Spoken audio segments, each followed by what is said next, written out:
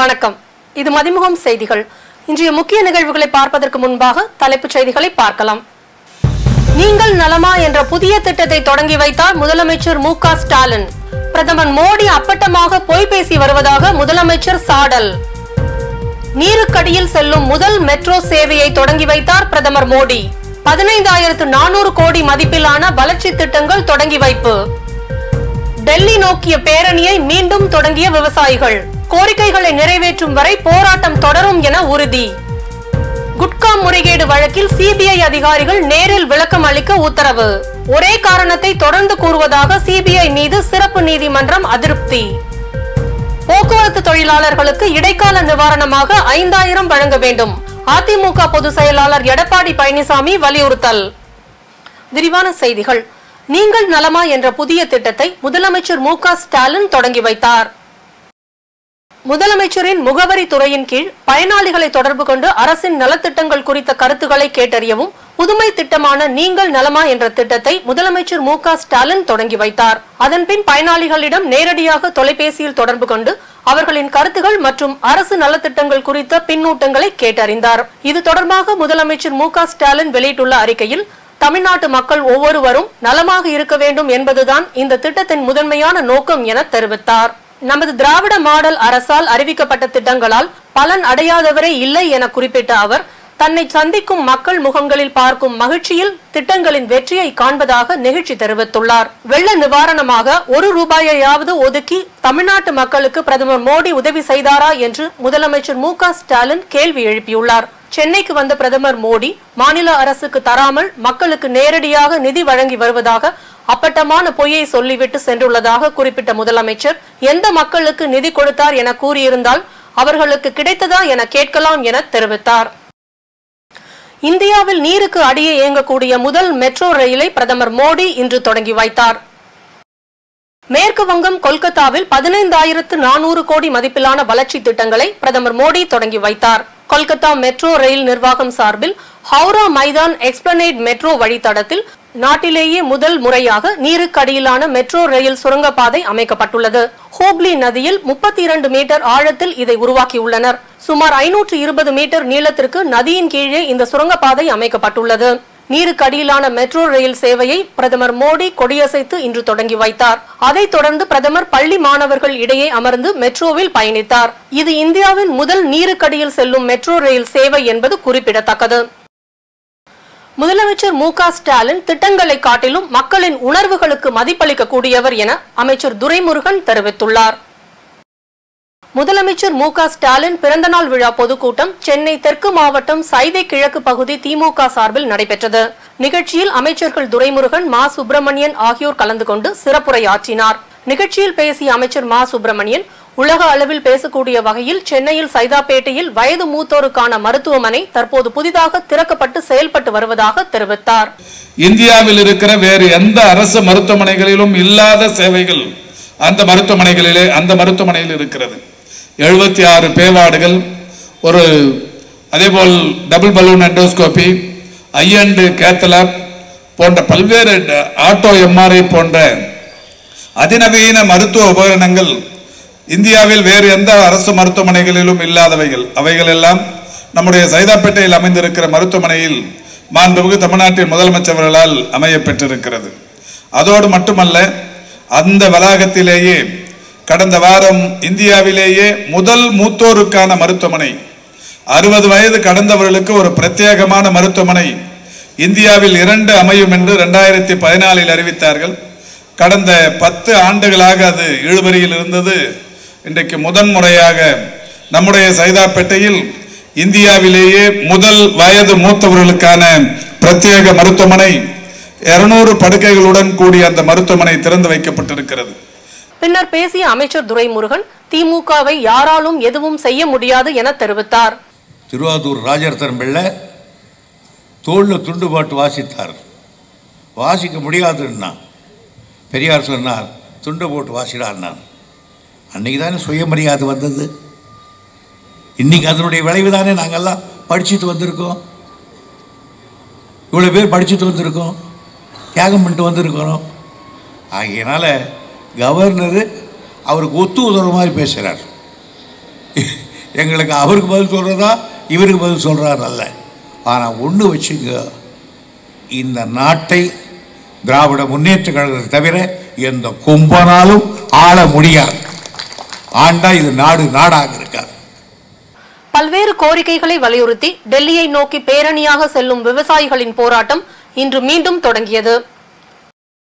விளைபொருட்களுக்கு குறைந்தபட்ச ஆதார விலை, விவசாய கடன் தள்ளுபடி செய்ய வேண்டும் உள்ளிட்ட பல்வேறு கோரிக்கைகளை நிறைவேற்ற கோரி கடந்த மாதம் 13ஆம் தேதி விவசாயிகள் டெல்லியை நோக்கி பேரணியாக புறப்பட்டனர். அப்போது ஹரியானா மற்றும் டெல்லி எல்லையில் விவசாயிகள் தடுத்து நிறுத்தப்பட்டனர்.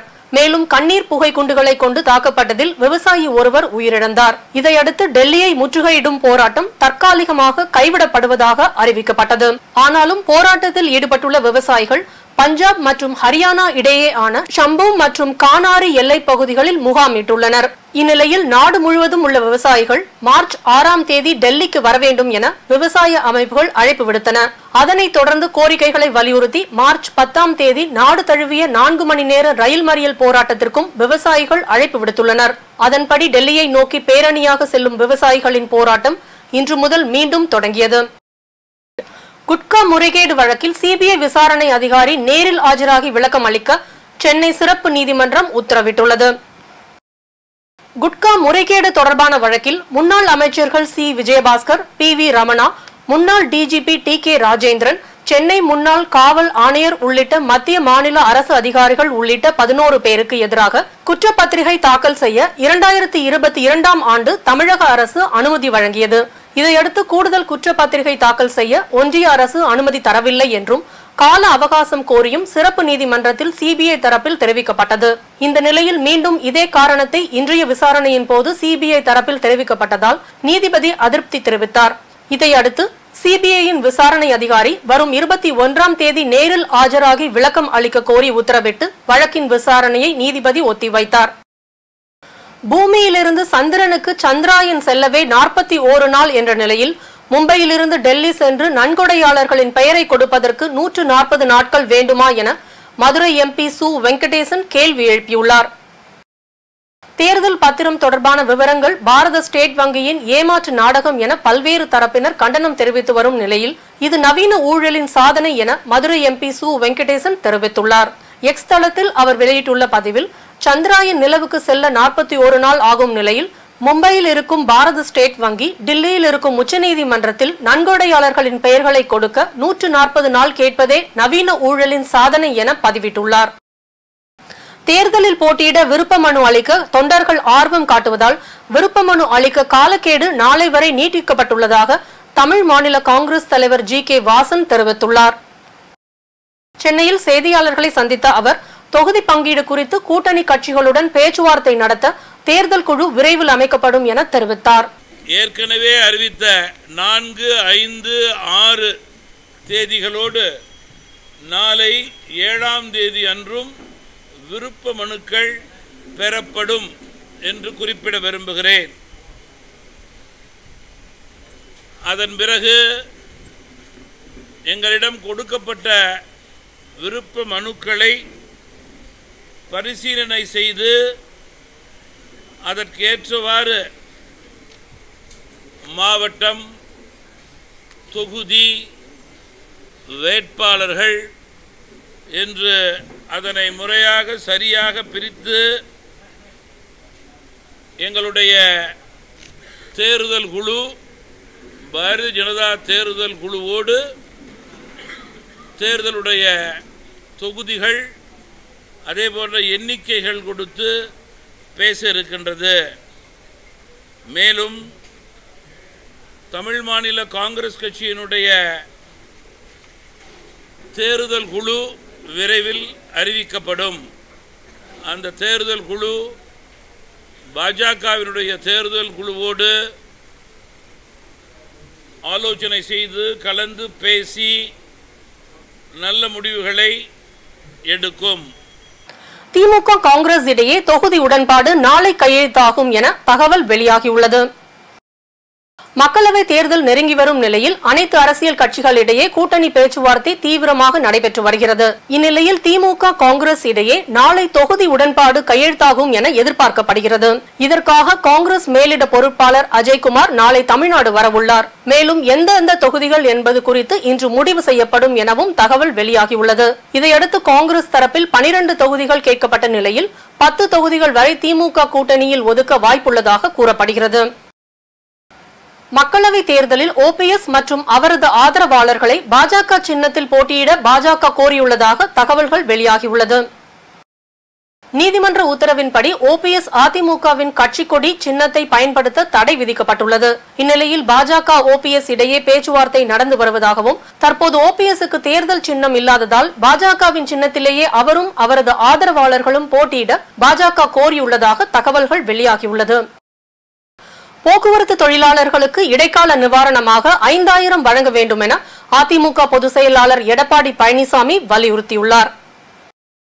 இது தொடர்பாக அவர் வெளியிட்டுள்ள அறிக்கையில் திமுக அரசு போக்குவரத்து தொழிலாளர்களின் கோரிக்கையினை ஏற்று இடைக்கால நிவாரணமாக 5000 வழங்க வேண்டும் என்றும் உயர்நீதிமன்றம் மற்றும் உச்சநீதிமன்ற உத்தரவுப்படி ஓய்வு பெற்ற தொழிலாளர்களுக்கு அகவிலைப்படி உயர்வு நிலுவையினை முழுமையாக வழங்க வேண்டும் என்று வலியுறுத்தியுள்ளார். திருவண்ணாமலை அண்ணாமலையார் கோவிலின் மாசி மாத பௌர்ணமி உண்டியல் காணிக்கை எண்ணும் பணி நடைபெற்றது. திருவண்ணாமலை அண்ணாமலையார் கோயிலில் மாசி மாத பௌர்ணமி முடிந்ததை தொடர்ந்து கோவிலில் உள்ள திருக்கல்யாண மண்டபத்தில் உண்டியல் எண்ணும் பணிகள் நடைபெற்றது. அண்ணாமலையார் கோவில் ஊழியர்கள் மற்றும் தன் ஆர்வலர்கள் என ஏராளமானோர் உண்டியல் காணிக்கை எண்ணும் பணியில் ஈடுபட்டனர். மாசி மாத பௌர்ணமி கிரிவலம் மேற்கொண்ட பக்தர்கள் கோவில் வளாகத்தில் உள்ள உண்டியல் மற்றும் கிரிவல பாதையில் உள்ள உண்டியலில் காணிக்கையாக 2,63,63,544 ரூபாயும் 165 கிராம் தங்கம் மற்றும் 1060 கிலோகிராம் வெள்ளி என காணிக்கை செலுத்தியுள்ளனர். மன்னார்குடி சிறப்பு தூர்வாரும் திட்டத்தின் கீழ் 42 பாசன வாய்க்கால்கள் வடிகால்கள் தூர்வாரும் பணியை அமைச்சர் TRP ராஜா தொடங்கி வைத்தார். நீர்வளத்துறையின் மூலம் சிறப்பு தூர்வாரும் திட்டத்தின் கீழ் திருவாரூர் மாவட்டத்தில் உள்ள 197 பாசன வாய்க்கால்கள் கிளை ஆறுகள் வடிகால்கள் ஆகியவற்றை சுமார் 3.52 கோடி மதிப்பில் தூர்வாரப்படுகிறது. இதில் வர்த்தகத்துறை அமைச்சர் TRP ராஜா கலந்து கொண்டு தூர்வாரும் பணிகளை துவக்கி வைத்தார். இந்நிகழ்வில் தஞ்சை செயற்பொறியாளர் திலீபன் உதவி செயற்பொறியாளர்கள் உள்ளிட்ட துறை சார்ந்த அதிகாரிகள் கலந்து கொண்டனர். டெல்டா மாவட்டங்களில் சிறப்பு தூர்வாரும் திட்டத்தின் கீழ் தூர்வாரும் பணிகள் துவங்கியிருப்பது விவசாயிகள் மத்தியில் பெரும் மகிழ்ச்சியை ஏற்படுத்தியுள்ளது. புதுச்சேரியில் மாயமான 9 வயது சிறுமி சடலமாக மீட்கப்பட்ட சம்பவம் அப்பகுதியில் பெரும் பரபரப்பை ஏற்படுத்தியுள்ளது. புதுச்சேரி சோலை நகரை சேர்ந்த நாராயணன் மைத்திலி தம்பதியினரின் ஆர்த்தி என்ற 9 வயது சிறுமி அதே பகுதியில் உள்ள அரசு பள்ளியில் 5ஆம் வகுப்பு படித்து வந்தார். இவர் கடந்த மாதம் 2ஆம் தேதி மாயமாகிய நிலையில் இதுகுறித்து காவல் நிலையத்தில் சிறுமியின் பெற்றோர் புகார் அளித்துள்ளனர். புகாரின் பேரில் காவல்துறையினர் விசாரணை மேற்கொண்டு வந்தபோது அம்பேத்கர் நகர் வாய்க்காலில் துணியால் சுற்றப்பட்ட மூட்டையில் சிறுமியின் உடலை சடலமாக மீட்டுள்ளனர். பின்னர் சிறுமியின் உடலை இந்திரா காந்தி அரசு மருத்துவக் கல்லூரி மருத்துவமனைக்கு கொண்டு செல்லும் போது ஆம்புலன்ஸ் வாகனத்தை வழிமறித்த உறவினர்கள் மற்றும் பொதுமக்கள் காவல்துறையினருடன் வாக்குவாதத்தில் ஈடுபட்டனர். மேலும் சந்தேகத்தின் பெயரில் அதே பகுதியை சேர்ந்த முதியவர் மற்றும் 3 வாலிபர்களை காவல்துறையினர் கைது செய்து விசாரணை மேற்கொண்டு வருகின்றனர். இந்த சம்பவம் அப்பகுதியில் பெரும் அச்சத்தையும் பரபரப்பையும் ஏற்படுத்தியுள்ளது. திருப்பூரில் மர்மமான முறையில் பெண் ஒருவர் உயிரிழந்த சம்பவம் குறித்து காவல்துறையினர் விசாரணை மேற்கொண்டு வருகின்றனர். திருப்பூர் சாயப்பட்டறை வீதியில் பிரியா என்ற பெண் கூலி வேலைக்கு சென்று தனியாக வசித்து வந்துள்ளார். இந்நிலையில் காலை அவர் வீட்டில் சடலமாக கிடப்பதாக அருகில் இருந்தவர்கள் காவல்துறையினருக்கு தகவல் கொடுத்துள்ளனர். தகவலின் பெயரில் அங்கு வந்த காவல்துறையினர் பிரியாவின் உடலை மீட்டு பிரேத பரிசோதனைக்காக அரசு மருத்துவக் கல்லூரி மருத்துவமனைக்கு அனுப்பி வைத்தனர். மேலும் இந்த சம்பவம் குறித்து காவல்துறையினர் தீவிர விசாரணை மேற்கொண்டு வருகின்றனர். காரைக்காலில் பராமரிப்பின்றி கிடக்கும் தக்கலூர் வழிகரை அம்மன் ஆலயத்தை புனரமைத்து கும்பாபிஷேகம் நடத்த வலியுறுத்தி அப்பகுதி மக்கள் ஆர்ப்பாட்டத்தில் ஈடுபட்டனர். புதுச்சேரி மாநிலம் திருநள்ளாறு பகுதியில் புகழ்பெற்ற தக்கலூர் வழிகரை அம்மன் ஆலயம் அமைந்துள்ளது. இக்கோவிலை தனிநபர் ஒருவர் நிர்வகித்து வரும் நிலையில் அதில் வரும் வருவாயை அந்த தனிநபர் எடுத்துக் கொள்வதாகவும் கோவில் சிதிலமடைந்து காணப்படுவதாகவும் அப்பகுதி கிராம மக்கள் குற்றம் சாட்டியுள்ளனர். மேலும் 40 ஆண்டுகளாக இந்த கோவிலில் கும்பாபிஷேக விழா நடைபெறவில்லை எனவும் ஆலயத்தை புனரமைத்து கும்பாபிஷேகம் நடத்த வேண்டும் என வலியுறுத்தி அப்பகுதி மக்கள் 200க்கும் மேற்பட்டோர் திடீரென கண்டன ஆர்ப்பாட்டத்தில் ஈடுபட்டனர். முன்னதாக கோவில் அருகே போராட்டம் நடத்த முயன்ற பொதுமக்களுக்கும் காவல்துறையினருக்கும் இடையே கடும் வாக்குவாதம் ஏற்பட்டதால் அப்பகுதியில் பரபரப்பு நிலவியது. திருப்பூர் மாநகராட்சிக்கு உட்பட்ட பகுதிகளில் இருசக்கர வாகனத்தில் சென்றவாறு மக்களுடன் மேயர் திட்டத்தின் கீழ் பொதுமக்களை சந்தித்து மாநகராட்சி மேயர் குறைகளை கேட்டறிந்தார். திருப்பூர் மாநகராட்சிக்குட்பட்ட பகுதிகளில் மக்களுடன் மேயர் திட்டத்தின் கீழ் பொதுமக்களை அவ்வப்போது சந்தித்து அவர்களின் குறைகள் மற்றும் கோரிக்கைகளை மேயர் கேட்டு வருகிறார். அதன் ஒரு பகுதியாக திருப்பூர் மாநகராட்சிக்கு உட்பட்ட KNP சுப்பிரமணிய நகர், செரங்காடு, அமர்ஜோதி நகர் உள்ளிட்ட பகுதிகளில் இருசக்கர வாகனத்தில் சென்றவாறு அப்பகுதி மக்களை நேரில் சந்தித்து அவர்களின் குறைகள் மற்றும் கோரிக்கைகளை கேட்டறிந்தார். பொதுமக்கள் தெரிவித்த குறைகளை உடனடியாக அதிகாரிகளின் கவனத்திற்கு கொண்டு சென்று அதனை நிவர்த்தி செய்ய உத்தரவிட்டார். தொடர்ந்து அமர்ஜோதி நகர் பகுதியில் உள்ள குப்பைகளை தரம் பிரிக்கும் மையத்தில் மேற்கொள்ளும் பணிகளையும் நேரில் ஆய்வு மேற்கொண்டு அதிகாரிகளுடன் ஆலோசனை நடத்தினார்.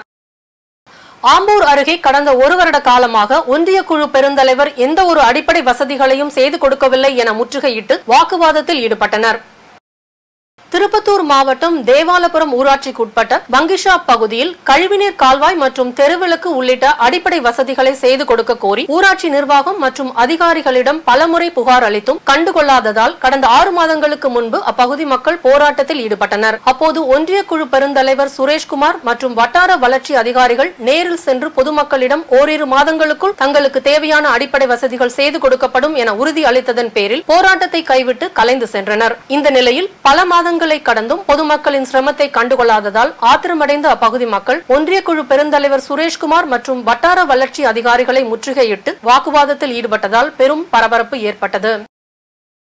கரூர் மாவட்டம் கிருஷ்ணராயபுரம் சட்டமன்ற உறுப்பினர் தொகுதி மேம்பாட்டின் கீழ் 58.72 லட்சம் மதிப்பீட்டில் பூமி பூஜை மற்றும் திறப்பு விழா நடைபெற்றது.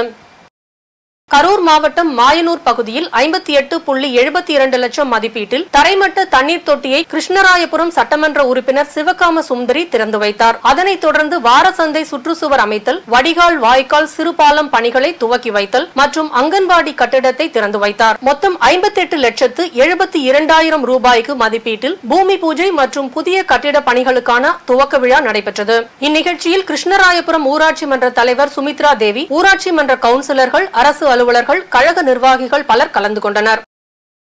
சென்னை எழும்பூரில் ஆணவ கொலைக்கு எதிராக சட்டம் இயற்ற வலியுறுத்தும் கோரிக்கை மாநாடு தமிழ்நாடு தலித் பெண்கள் இயக்கத்தின் சார்பாக நடைபெற்றது.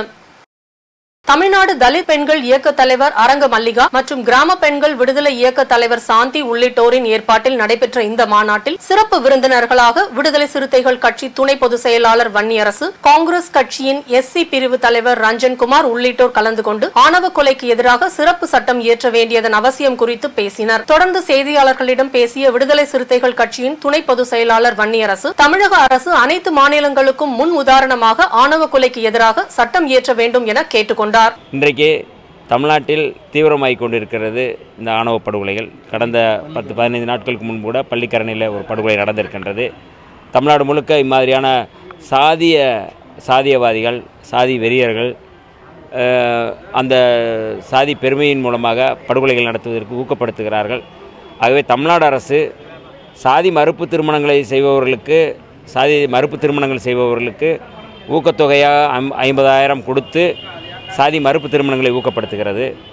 சாதி மறுப்பு திருமணங்களை ஊக்கப்படுத்துவதற்கு முன்பாக இந்த படுகொலைகளை தடுத்து நிறுத்துவதற்கு தனிச்சட்டம் இயற்றினால் இன்னும் கூடுதலாக இந்த சாதி மறுப்பு திருமணங்கள் நடைபெறும். சாதி மறுப்பு திருமணங்கள் நடைபெற்றால் சாதி ஒழிப்பு தமிழ்நாட்டிலே புரட்சியாளர் அம்பேத்கர், தந்தை பெரியார் அவர்களுடைய கனவு நிறைவேறும். ஆகவே அந்த கனவை நிறைவேற்றுவதற்கு மாண்புமிகு முதல்வர் அவர்கள் தனி சட்டம் இயற்ற வேண்டும் என்று கோரிக்கை வைக்கின்றோம். இன்றைய தங்கம் வெள்ளி விலை வழங்குவோர் அட்டிகா கோல்ட் கம்பெனி. சென்னையில் இன்று 22 கேரட் ஆபரண தங்கத்தின் விலை கிராமுக்கு 25 ரூபாய் உயர்ந்து 6,040 ரூபாய்க்கு விற்பனை செய்யப்படுகிறது. மேலும் ஒரு சவரன் ஆபரண தங்கத்தின் விலை 200 ரூபாய் உயர்ந்து 48,320 ரூபாய்க்கு விற்பனை செய்யப்படுகிறது. வெள்ளியின் விலை கிராமுக்கு 20 காசுகள் குறைந்து 1 கிராம் வெள்ளி 78 ரூபாய்க்கும் 1 கிலோ வெள்ளி 78,000 ரூபாய்க்கும் விற்பனை செய்யப்படுகிறது. பாகிஸ்தானில் கடும் பனிப்பொழிவு காரணமாக கடந்த 5 நாட்களில் 35 பேர் உயிரிழந்துள்ளதாக மாகாண பேரிடர் மேலாண்மை ஆணையம் அறிவித்துள்ளது. பாகிஸ்தான் வடமேற்கு கைபர் கராச்சி மாகாணத்தில் பனிப்பொழிவு அதிகரித்துள்ள நிலையில் தரையில் 7 அடி வரை உறைபனி தேங்கி போக்குவரத்து முடங்கியுள்ளது. இந்த தீவிர வானிலை பாகிஸ்தானின் வடக்கு மற்றும் மேற்கு பகுதிகளை தாக்கி நூற்றுக்கணக்கான வீடுகளை சேதப்படுத்தியது. இதனால் மின்சாரம், குடிநீர் விநியோகமும் பாதிக்கப்பட்டதோடு பொதுமக்களின் இயல்பு வாழ்க்கை முடங்கியுள்ளது. இதனிடையே பனிப்பொழிவு மற்றும் கடும் குளிர் காரணமாக கடந்த 5 நாட்களில் 35 பேர் உயிரிழந்துள்ளதாக மாகாண தேசிய பேரிடர் ஆணையம் அறிவித்துள்ளது. உயிரிழந்தவர்களின் 22 குழந்தைகள் எனவும் நிலச்சரிவில் சிக்கி 22 வீடுகள் புதையுண்டதாகவும் பேரிடர் மேலாண்மை அதிகாரிகள் தெரிவித்தனர். மீண்டும் தலைப்புச் செய்திகள். நீங்கள் நலமா என்ற புதிய திட்டத்தை தொடங்கி வைத்தார் முதலமைச்சர் மு.க. ஸ்டாலின். பிரதமர் மோடி அப்பட்டமாக பொய் பேசி வருவதாக முதலமைச்சர் சாடல். நீருக்கடியில் செல்லும் முதல் மெட்ரோ சேவையை தொடங்கி வைத்தார் பிரதமர் மோடி. 15,400 கோடி மதிப்பிலான வளர்ச்சி திட்டங்கள் தொடங்கி வைப்பு. டெல்லி நோக்கிய பேரணியை மீண்டும் தொடங்கிய விவசாயிகள். கோரிக்கைகளை நிறைவேற்றும் வரை போராட்டம் தொடரும் என உறுதி. குட்கா முறைகேடு வழக்கில் சிபிஐ அதிகாரிகள் நேரில் விளக்கம் அளிக்க உத்தரவு. ஒரே காரணத்தை தொடர்ந்து கூறுவதாக சிபிஐ மீது சிறப்பு நீதிமன்றம் அதிருப்தி. போக்குவரத்து தொழிலாளர்களுக்கு இடைக்கால நிவாரணமாக 5,000 வழங்க வேண்டும். அதிமுக பொதுச் செயலாளர் எடப்பாடி பழனிசாமி வலியுறுத்தல். இத்துடன் செய்திகள் நிறைவடைந்தன. மீண்டும் செய்திகள் இரவு 8 மணிக்கு. மேலும் செய்திகளை தெரிந்து கொள்ள மதிமுகம் பிரைம் யூடியூப் தளத்தில் இணைந்திருங்கள்.